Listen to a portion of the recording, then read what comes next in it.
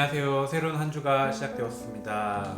5월 11일 월요일, 오늘 큐티 말씀 본문은 요한복음 18장 19절에서 27절 말씀입니다.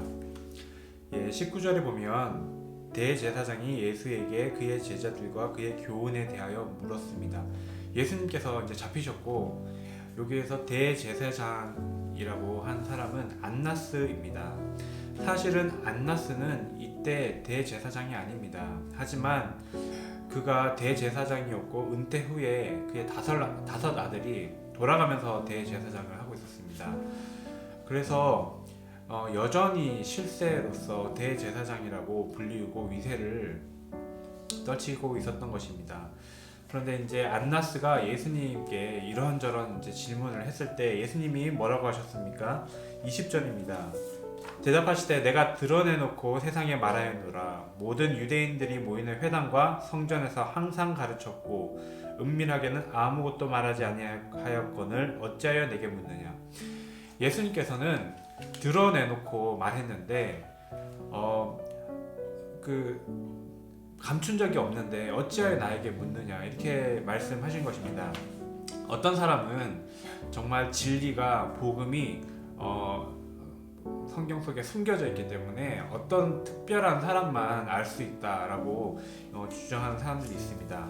물론 하나님께서 어떤 계시의 깨달음을 또 성숙한 사람에게 더 깨달음을 줄 수는 있습니다. 하지만 진리는 만방에 선포가 된 것입니다. 십자가의 복음이 누구에게는 감춰졌고 누구에게만 전해지는 것이 아니라 모두에게 전파가 되는 것입니다.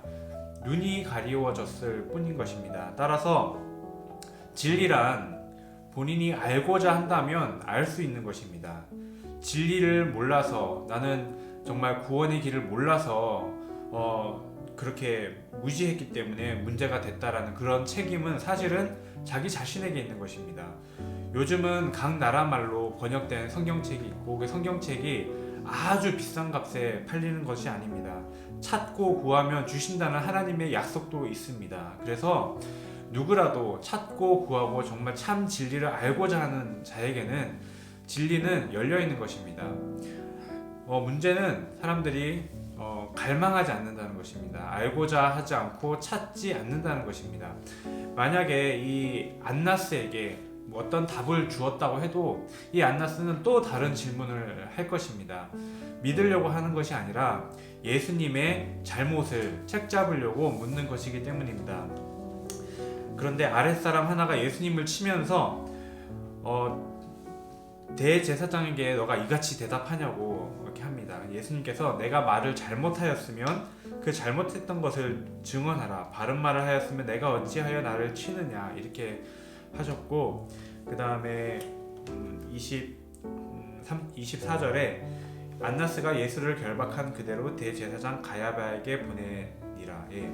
이 당시에 진짜 대제사장인 가야바에게 넘깁니다. 주님은 이 재판이 처음부터 끝까지 공정하게 되지 않을 것을 알고 계셨습니다.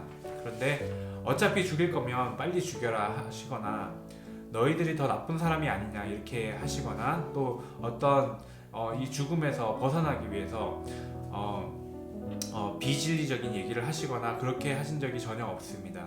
우리가 이렇게 위험한 힘든 상황에서도 오직 진리만을 말씀하시고 당당하게 말씀하시는 예수님을 볼 때 주님의 말씀이 얼마나 무게 있는, 얼마나 귀한 말씀인지 알게 됩니다.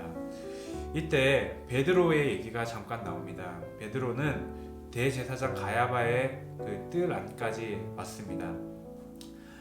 그 중에 한 사람이 너도 그 제자 중 하나가 아니냐 이렇게 질문을 했습니다. 그럴 때 베드로가 부인하여 이르되 나는 아니라 이렇게 대답했습니다. 여기에서 너도라고 말한 것은 베드로 말고도 예수님의 제자가 한 명이 더 있었고 그 사람이 예수님의 제자인 것을 사람들이 알았기 때문에 너도 그의 제자가 아니냐 이렇게 물었던 것입니다. 그래서 베드로가 구태여 내가 예수님의 제자라고 한다 그래서 정말 목숨이 당장 체포돼서 목숨이 위험한 상황이 되는 것이 아닙니다. 그런데 베드로는 부인을 했습니다. 그 옆에 예수님의 또 다른 제자가 있었습니다. 그 제자 옆에서 예수님을 부인한 것입니다.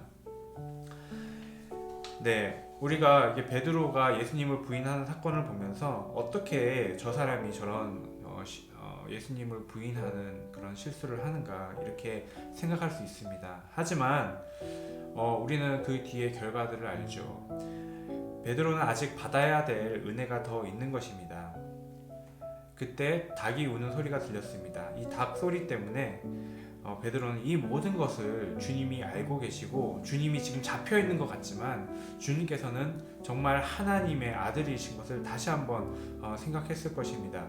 유럽 교회에서는 십자가 대신 베드로를 이렇게 깨웠던 닭의 모습이 이렇게 십자가 대신 달려 있는 교회들도 있습니다. 네, 오늘 이 말씀을 정리하면서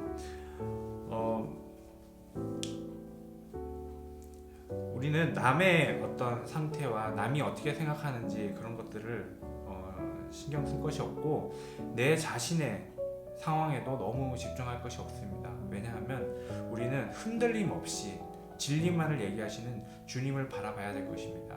내가 설령 베드로처럼 연약해서 무서워서 넘어진다 할지라도 모든 것이 주님의 손 안에 있음을 우리가 굳게 믿고 의지해야 할 것입니다.